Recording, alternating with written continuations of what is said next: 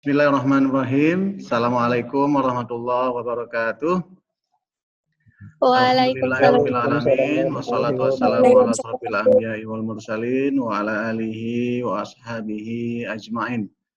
Alhamdulillah, Allah masih berikan pada kita semua kesehatan, ya, panjang umur, dan sampai hari ini kita juga masih terhindar dari wabah yang saat ini masih menakutkan bagi seluruh umat manusia yang ada di bumi ini. Untuk hari ini, pertemuan kita akan membahas tentang materi yaitu pencaksilat. Nah, Bapak yakin ini seluruhnya anak-anak Bapak pernah dengar dan tahu istilah tersebut. Mungkin pun ada di antara anak-anak Bapak semuanya yang pernah dulu aktif ya, terlibat di silat, pencaksilat atau mungkin jenis bela diri yang lainnya. Ya, untuk hari ini kita sedikit nanti akan membahas lewat sejarahnya. Karena dengan kita mengenal sejarah, kita juga akan cinta kepada budaya kita. Maka dengan kita mengenal budaya kita, maka kita akan benar-benar belajar dan benar-benar akan memahami, dan ini menjadi satu kegiatan positif bagi kita semua. Sebelumnya, Bapak akan jelaskan terlebih dahulu indikator dari pembelajaran kita pagi ini. Slide-nya sudah tampak, Nak, semuanya? Sudah, Bi. Sudah, Bi. Alhamdulillah. Ya, pertemuan kita yang ke-11 ini, ya, tentang pencaksilat, indikator dari pembelajaran yaitu menjelaskan cara melakukan teknik dasar pencaksilat. Kemudian yang kedua, menganalisis kelebihan dan kekurangan variasi teknik dasar pencaksilat. Nantinya kita akan sama-sama menganalisis teknik dasar yang ada pada pencaksilat. Namun perlu diketahui bahwa memang di teknik dasar pencaksilat ini banyak teknik-teknik dasar yang memang harus dipahami. Alhamdulillah nanti kalian pun kalau terlibat di pencaksilat akan menjadi satu kelebihan kemampuan yang positif bagi anak-anak Bapak semuanya. Bisa saja mungkin nanti terlibat ketika setelah alumni, atau nantinya ketika di kehidupan selanjutnya, yaitu ketika kalian kerja dan sebagainya.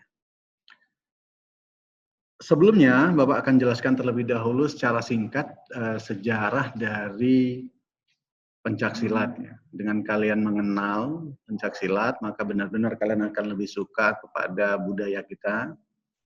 Jadi tidak hanya mengenal budaya-budaya non dari Indonesia, ya, apalagi saat ini diserang dengan budaya-budaya luar negeri seperti Korea dan sebagainya yang ini belum tidak cocok dengan budaya kita yang kita lihat sehari-hari yang berkembang saat ini.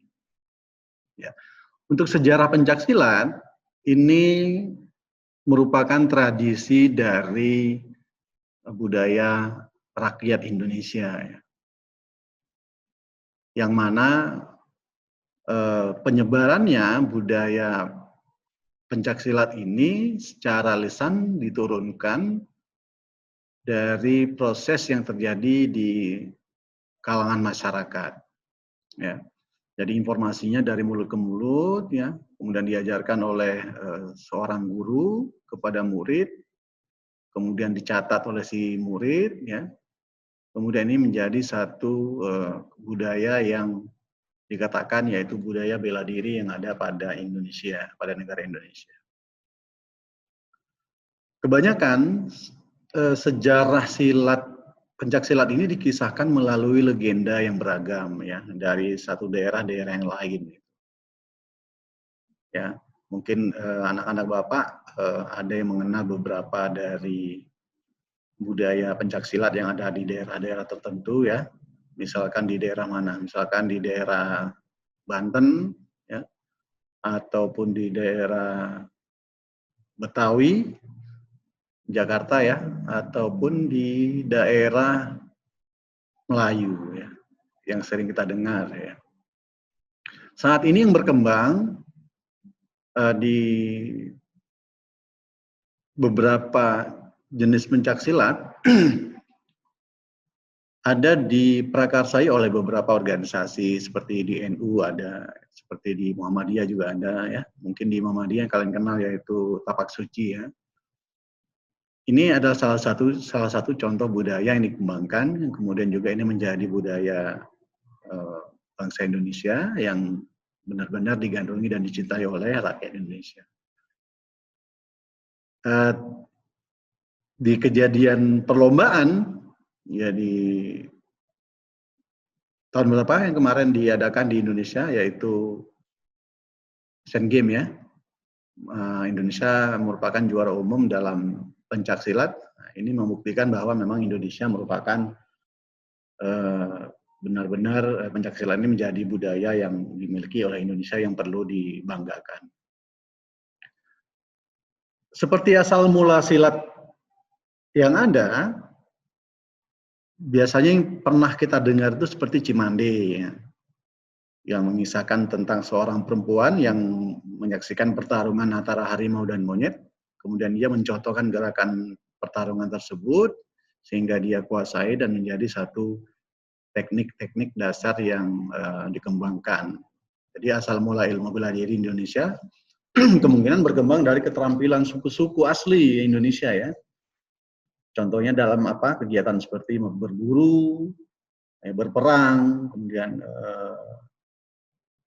menggunakan beberapa alat seperti parang, kemudian juga ada perisai, tombak, dan saat ini berkembang, dikembangkan oleh beberapa perguruan bela diri seperti trisula, kemudian double stick, ya, ada single stick dan sebagainya, macam-macam dari alat-alat yang dikembangkan untuk bela diri.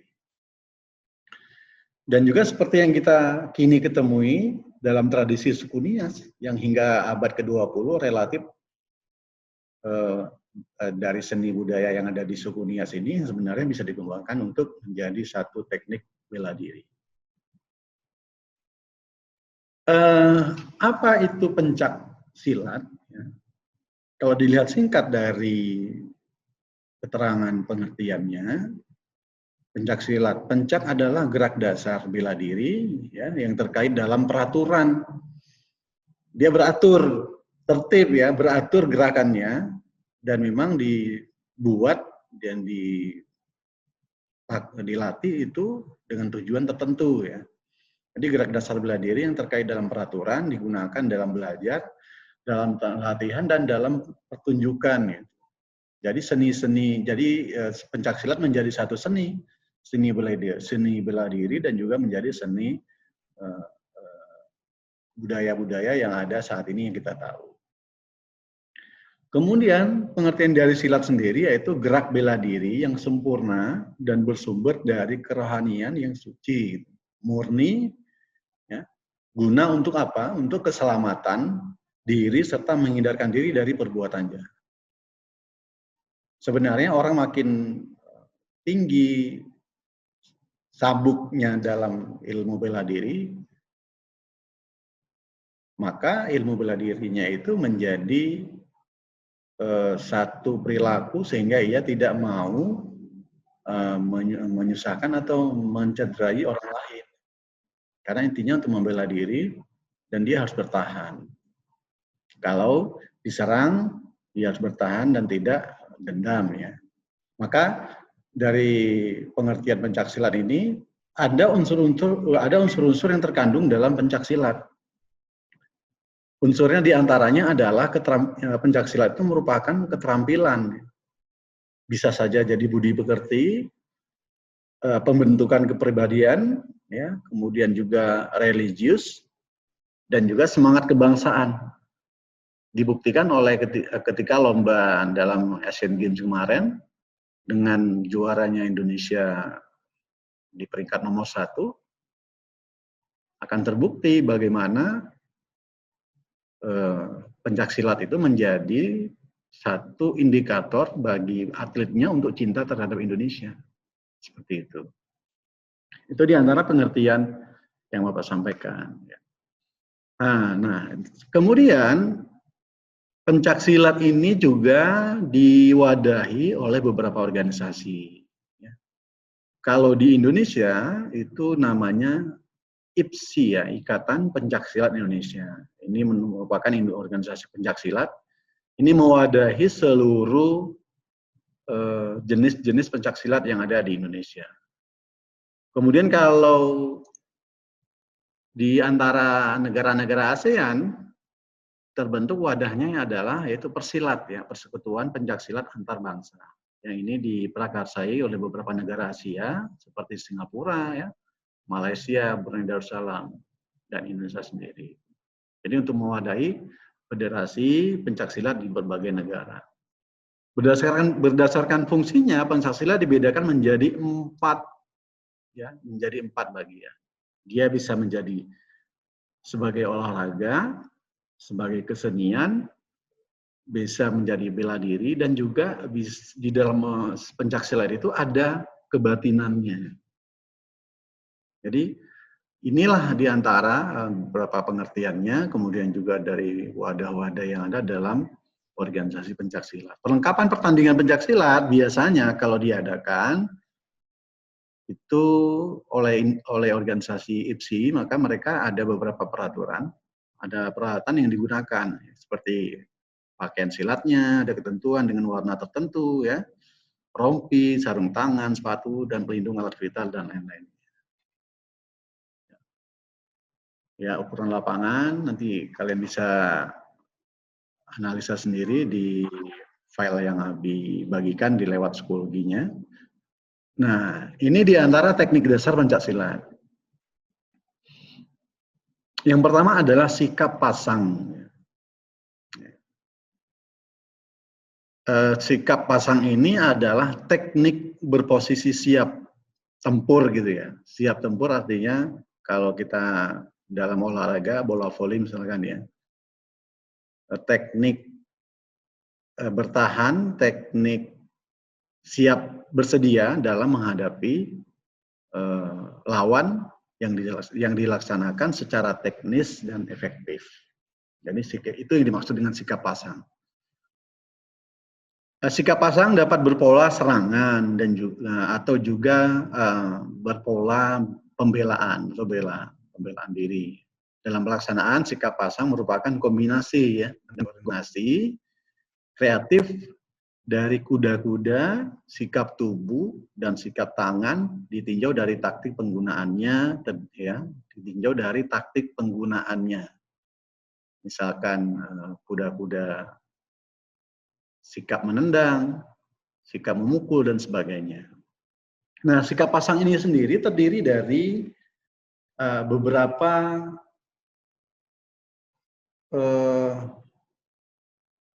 yang pertama, ya, ada 1 dan 2, ya, ada beberapa sikap pasang. Yang pertama sikap pasang terbuka, yakni sikap pasang dengan posisi tangan dan lengan yang tidak melindungi tubuh. Ini seperti gambar yang Bapak tampilkan. Ya. Kemudian ada sikap pasang tertutup. Kalau terbuka, ya, lengan tangannya terbuka, tidak melindungi tubuh. Ada sikap pasang tertutup, yakni sikap pasang dengan posisi tangan, lengan yang melindungi tubuh. Sikap pasang dalam kombinasi dan koordinasi dengan kuda-kuda, misalkan meliputi seperti sikap pasang dengan kuda-kuda depan sejajar, ya, sikap pasang dengan kuda-kuda badan berputar. Ya. Ada sikap pasang dengan kuda-kuda serong depan. Ya. Keterangannya seperti yang ada di gambar. Ada juga sikap pasang dengan kuda-kuda tengah menghadap, ya, jadi gambar oleh anak-anak Bapak lihat.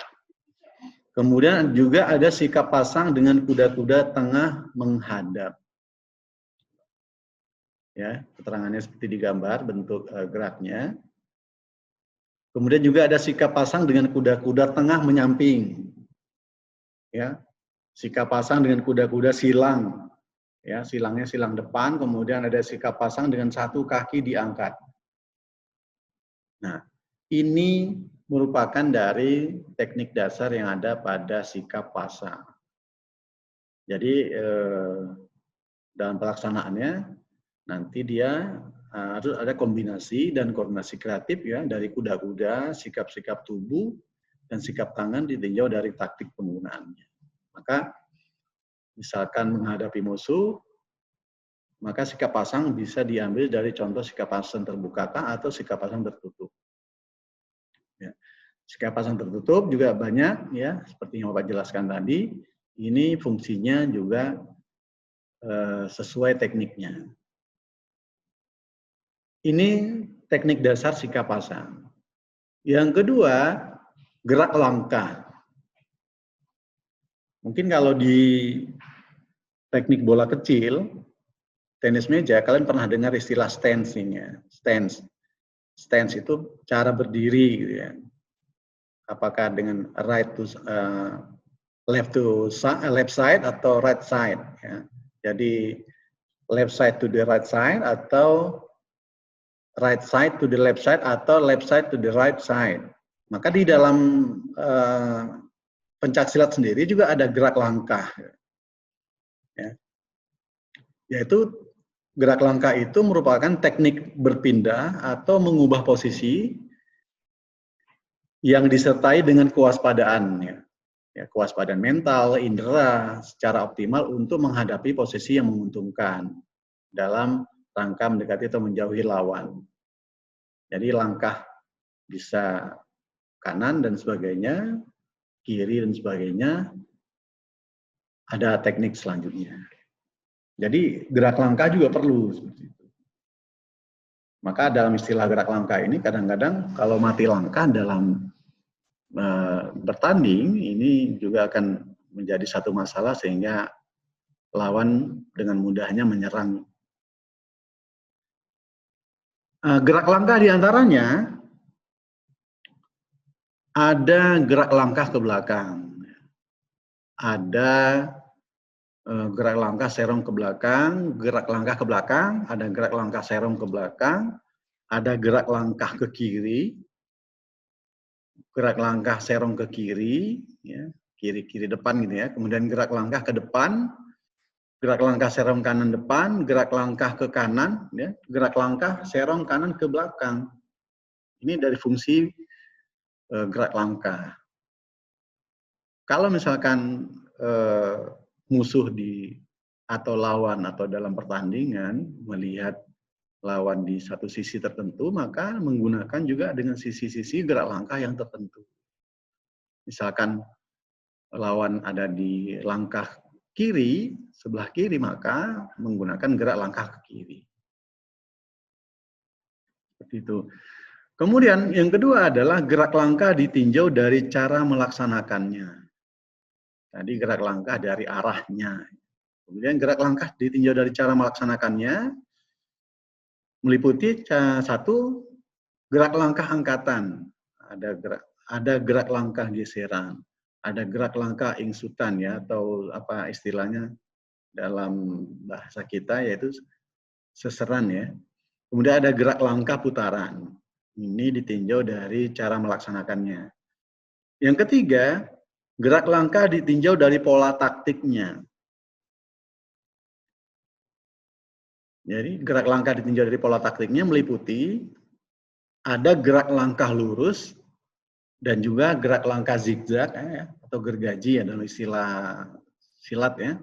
Ada gerak langkah segitiga, ada gerak langkah ladam atau tapal kuda dalam istilah pencaksilat, ada gerak langkah liuk ya, peminder dalam istilah pencaksilat, ada juga gerak langkah ganda. Nah, ini diantara dua teknik dasar yang harus kita pahami nantinya. Untuk pertemuan di minggu depan, kita akan analisa bersama bagaimana pola geraknya. Jadi pola gerak, dengan kita mengenal pola geraknya, maka juga kita akan tahu tahapan-tahapan dalam melakukan teknik-teknik dasar yang barusan Bapak jelaskan.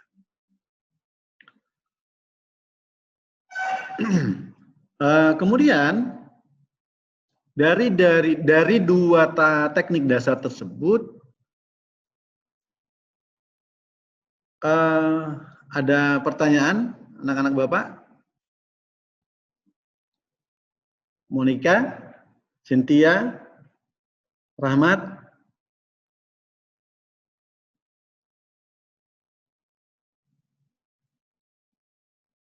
Mana? Cynthia, Rahmat, Monica?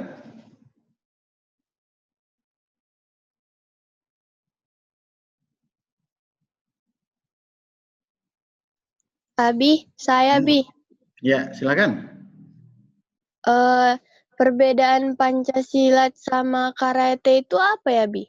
Nah, itu nanti kita sudah Bapak siapkan materinya, akan Bapak bahas. Tapi sekilas ya.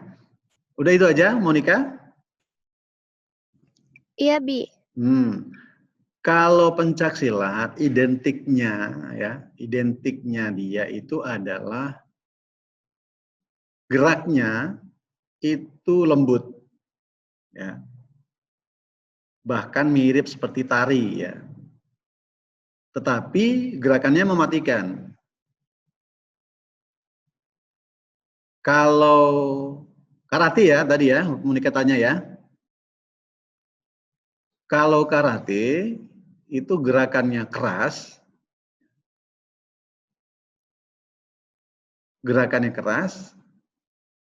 tapi kaku, ya. Tidak seperti silat. Maka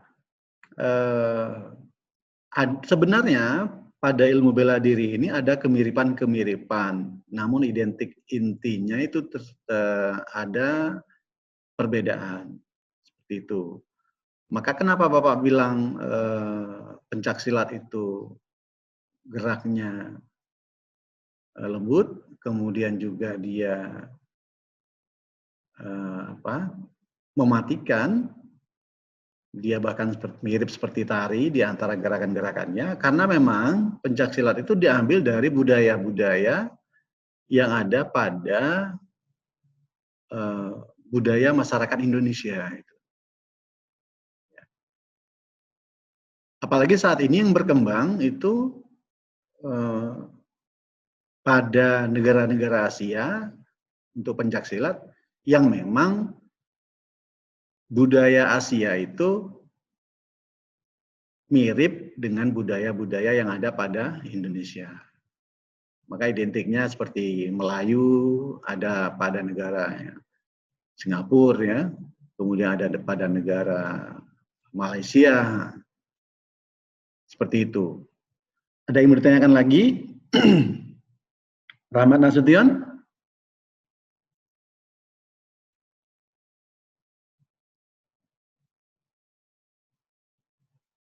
Ada? Monica cukup jelas? Jelas, Bi. Ya, jelas. Ada pertanyaan lagi? Makasih. Ada pertanyaan lagi?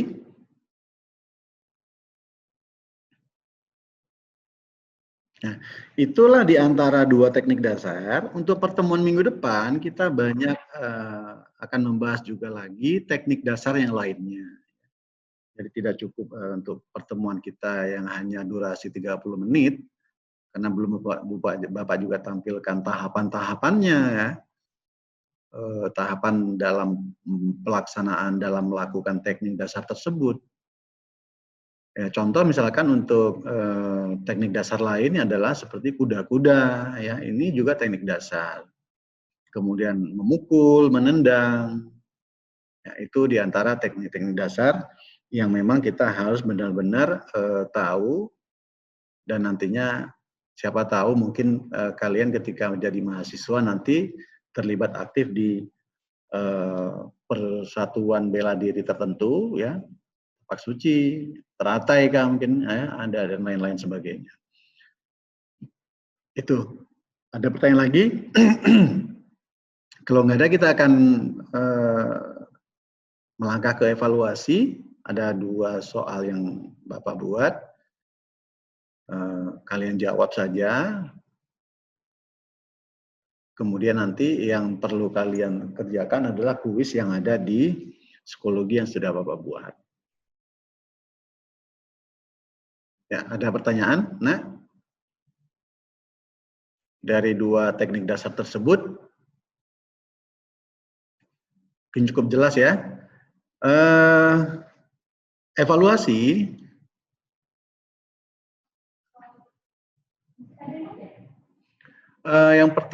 evaluasi yang pertama adalah jelaskan pengertian pencaksilat. Tadi sudah Bapak jelaskan pengertian dari pencaksilat ya. Kemudian yang kedua, sebutkan 1 teknik dasar dan jelaskan tahapannya. Ya. Mohon maaf tadi tahapannya belum Bapak jelaskan. Nanti kalian bisa coba searching sendiri. Dari 2 teknik dasar tadi, banyak ya jenis-jenis teknik dasar cabangnya. Nanti tolong dijelaskan, sebutkan 1 saja, kemudian jelaskan tahapannya. Seperti itu. Ya. Dari evaluasi tersebut, 2 soal yang Bapak tampilkan, ada pertanyaan, Nak? Rahmat? Ada pertanyaan? Dari 2 soal yang Bapak tampilkan. Aulia? Riyadi? Ya, ada? Riyadi?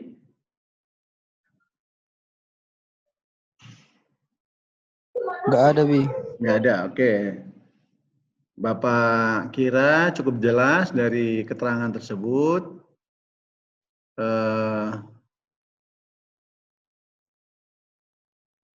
Terima kasih atas perhatiannya. Ya, semoga berguna dari pembelajaran kita pagi ini dan juga agar selalu Allah menjaga kita agar kita terhindar dari musibah, terhindar dari wabah, dan Allah berikan bagi kita kesehatan dan kemudahan dalam belajar. Semoga berguna. Mungkin itu saja yang dapat Bapak sampaikan. Terima kasih atas perhatiannya. Untuk minggu depan kita akan masuk ke pembelajaran pencaksilat yang kedua, yaitu di teknik dasar yang lainnya, seperti kuda-kuda dan lain-lainnya. Terima kasih atas perhatiannya. Assalamualaikum warahmatullahi wabarakatuh. Waalaikumsalam warahmatullahi wabarakatuh. Waalaikumsalam warahmatullahi wabarakatuh.